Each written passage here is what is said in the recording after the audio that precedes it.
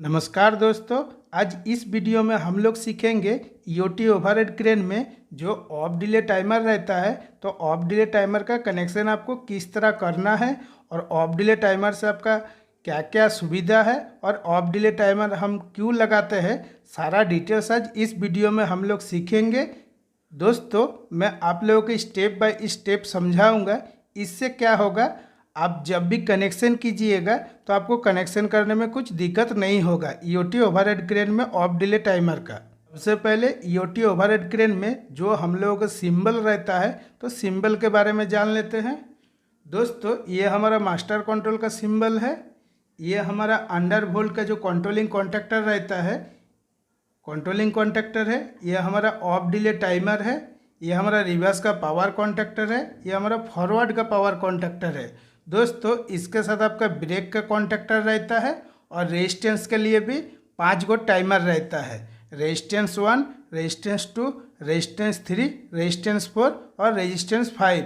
दोस्तों, जो भी आपका स्टैंडर्ड कंपनी का क्रेन रहेगा जैसे WMI, तो WMI क्रेन में आपको 5 गो रेजिस्टेंस कॉन्टैक्टर रहेगा और 6 गो टाइमर भी रहता है। तो किस तरह आपको ऑफ डिले टाइमर का कनेक्शन करना आज मैं इस वीडियो में आपको पूरा बताऊंगा। और पीछे वाला जो मैं वीडियो बनाया था उसमें आपको ऑन डिले टाइमर का भी कनेक्शन बताया था। दोस्तों, ये जो हमारा मास्टर कंट्रोल है, जो हमारा स्टैंडर्ड कंपनी जो WMI का क्रेन है, उसमें आपका टोटल 18 गो किट रहता है। रिवर्स साइड में आपका 9 गो किट रहता है और फॉरवर्ड साइड में हमारा 9 गो किट रहता है। दोस्तों, जब हमारा मास्टर कंट्रोल न्यूट्रल होता है तब क्या होता है, मास्टर कंट्रोल में जो किट रहता है NC किट, वो हमारा NC बन जाता है। जब मास्टर कंट्रोल हमारा 1 नंबर में लग जाता है तो ये NC किट आपका NO हो जाता है।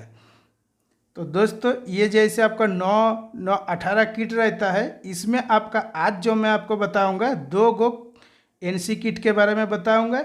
एक किट हो गया हमारा जो क्रेन न्यूट्रल होता है उस टाइम हमारा एक न्यूट्रल किट काम करता है, और जहाँ पे आपका ऑफ डिले टाइमर रहेगा वहाँ जैसे NC पॉइंट है, NC किट हमारा काम करता है। सबसे पहले न्यूट्रल का कनेक्शन जान लेते हैं। न्यूट्रल सप्लाई हमारा सबसे पहले MCB में आया, और MCB में आने के बाद दोस्तों, जो हमारा चाहे कंट्रोलिंग का कॉन्टैक्टर रहे, टाइमर रहे, या रिवर्स का पावर कॉन्टैक्टर रहे, या फॉरवर्ड का पावर कॉन्टैक्टर रहे, ब्रेक का कॉन्टैक्टर रहे, या जितना सारा हमारा टाइमर और पावर कॉन्टैक्टर कंट्रोलिंग कॉन्टैक्टर है, जो हमारा A2 पॉइंट है, A2 पॉइंट में हम लोग न्यूट्रल सप्लाई देते हैं। दोस्तों, अभी फेज का कनेक्शन जान लेते हैं। फेज का कनेक्शन आपको किस तरह करना है। सबसे पहले हमारा फेज MCB में आया, और MCB में आने के बाद आपका थर्मल ओवरलोड रिले में आया। थर्मल ओवरलोड रिले में जो आपका 95, 96 है, जो NC पॉइंट है, NC पॉइंट में आया। और NC पॉइंट में आने के बाद हमारा जो ये ऑफ डिले टाइमर है, ऑफ डिले टाइमर का NC पॉइंट में आया, और NC पॉइंट में आने के बाद आपका अंडर वोल्ट का कॉन्टैक्टर आपका पिकअप हुआ। दोस्तों, ये जो हम अंडर वोल्ट का कॉन्टैक्टर लगाते हैं, किस लिए अंडर वोल्ट का कॉन्टैक्टर लगाने का मतलब है दोस्तों, जब तक ये कॉन्टैक्टर में हमारा सप्लाई रहेगा, जैसे RYB हो गया, RYB फेज सप्लाई में कुछ भी प्रॉब्लम होगा तो हमारा ये कॉन्टैक्टर ट्रिप हो जाएगा। इसके लिए भी एगो सर्किट आता है, जब मैं नेक्स्ट वीडियो बनाऊंगा तो ये अंडर वोल्ट का सर्किट के बारे में आपको डिटेल्स बताऊंगा। उससे क्या होगा, इसके बारे में भी आपको पूरा डिटेल्स पता चल जाएगा। दोस्तों, आज तो मैं ऑफ डिले टाइमर के बारे में बता रहा हूं, तो इसीलिए ऑफ डिले टाइमर का कनेक्शन के बारे में आपको पूरा डिटेल्स बता दूंगा। MCB में सप्लाई आया, उसके बाद आपका थर्मल ओवरलोड रिले का NC पॉइंट में आया। तो यहाँ से हम एक बार टैप किए। एक बार टैप करने के बाद जो हमारा मास्टर कंट्रोलर का किट है, जो मास्टर कंट्रोल में NC का किट है, मतलब मास्टर कंट्रोल में आपका बहुत तरह का जो कैम रहता है, कैम में आपका बहुत तरह का किट रहता है। कोई NC में काम करता है, कोई NO में काम करता है। जैसे दोस्तों, ये NC वाला किट हमारा मास्टर कंट्रोल में काम कर रहा है, उसी तरह हमारा रिवर्स और फॉरवर्ड का किट भी काम करता है। रिवर्स और फॉरवर्ड का किट आपका NO रहता है, और जो हमारा न्यूट्रल, जब हम मास्टर कंट्रोल को बीचों बीच करते हैं तब ये जो हमारा NC पॉइंट है, ये हमारा NC बन जाता है। और जैसे हम 1 नंबर में लगाएंगे तब हमारा क्या होगा, ये किट NO हो जाएगा। दोस्तों, जब हम MCB ऑन करेंगे तो MCB जैसे ही ऑन करेंगे, हमारा थर्मल ओवरलोड रिले होकर सप्लाई आ रहा है, तो सबसे पहले जब हमारा मास्टर कंट्रोल न्यूट्रल पोजीशन में रहेगा तब हमारा ऑफ डिले टाइमर ऑन हो जाएगा। ऑफ डिले टाइमर आपका ऑन हो गया तो ऑफ डिले टाइमर हमारा जो 0.2 सेकंड में सेटिंग है, ये 0.2 सेकंड के बाद आपका एनो हो जाएगा। जब ये एनो हो जाएगा तब आपका अंडरवोल्ट का कॉन्टैक्टर नहीं पकड़ेगा, चाहे कितनों भी कोशिश कर लीजिए, कभी भी आपका अंडरवोल्ट का कॉन्टैक्टर नहीं पकड़ेगा। जब तक ये टाइमर आपका बंद नहीं होगा तब तक ये अंडरवोल्ट का कॉन्टैक्टर पकड़ेगा नहीं, और उसके साथ आपका मास्टर कंट्रोल में सप्लाई जाएगा नहीं, क्योंकि जो अंडरवोल्ट का एनो पॉइंट है, एनो पॉइंट से आपका मास्टर कंट्रोल में सप्लाई दिया हुआ रहता है। दोस्तों जब हमारा ऑफ डिले टाइमर ऑन हो गया, ऑन होने के बाद 0.2 सेकंड के बाद ये तो एनो हो जाएगा, तब हमारा अंडरवोल्ट का कॉन्टैक्टर नहीं पकड़ेगा।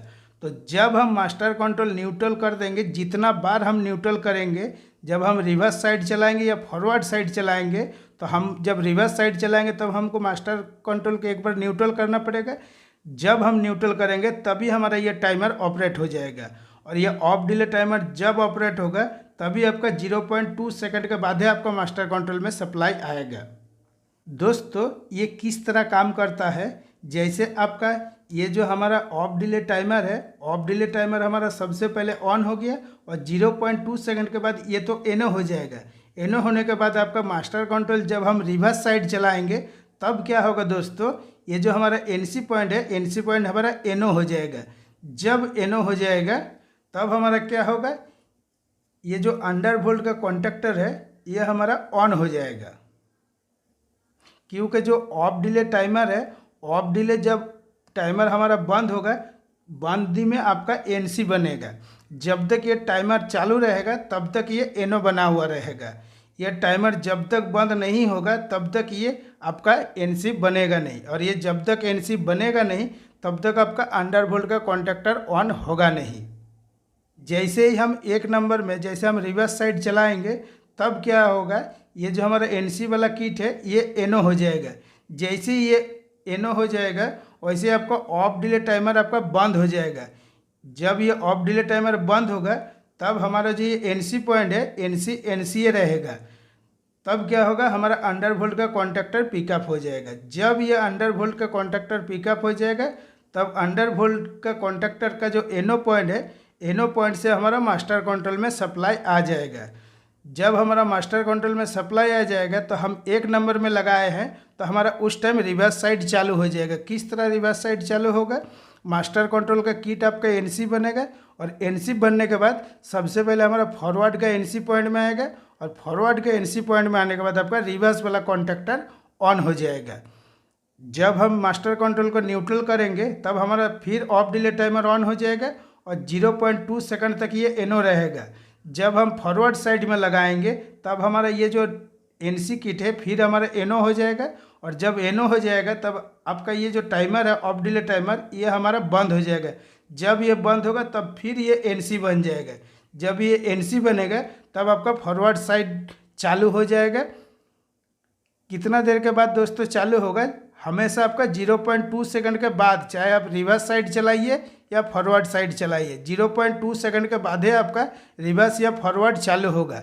दोस्तों जो आपका स्टैंडर्ड कंपनी का क्रेन है, हर क्रेन में ये सिस्टम इसलिए देता है, जब हमारा मोटर फास्ट टाइम पिकअप होता है तो मान लीजिएगा आपका रिवर्स साइड चल रहा है और ड्राइवर क्या करता है, तुरंत आपका फॉरवर्ड साइड कर देता है, तो उस टाइम ये हमारा एक सेफ्टी पॉइंट बन जाता है। ऑफ डिले टाइमर लगाने से मोटर का जो आपका स्पीड है थोड़ा सा कम होगा, उसके बाद ही आपका फॉरवर्ड साइड पकड़ेगा। तो दोस्तों ड्राइवर क्या करता है, एक बार आपका रिवर्स साइड चलाता है और एक बार फॉरवर्ड साइड चलाता है। इसीलिए ऑफ डिले टाइमर आपको WMI के क्रेन में लगा हुआ रहता है, और ये ऑफ डिले टाइमर आपका बहुत सेफ्टी में काम करता है, और सेफ्टी में काम करता है बोल के हम लोगों का ऑफ डिले टाइमर हम लोग लगाते हैं। नहीं तो ऑफ डिले टाइमर का हमारा कोई ज़रूरत नहीं था। जो भी आपका लोकल क्रेन है, लोकल क्रेन में आपका ऑफ डिले टाइमर नहीं रहता है। दोस्तों आज के वीडियो के लिए इतना ही। अगर आपको वीडियो अच्छा लगा है तो लाइक शेयर कमेंट जरूर कीजिएगा और चैनल को सब्सक्राइब कीजिएगा, क्योंकि मैं इसी टाइप का वीडियो बनाता रहता हूँ, और सबसे ज़्यादा मैं इलेक्ट्रिकल का ही वीडियो बनाता हूँ।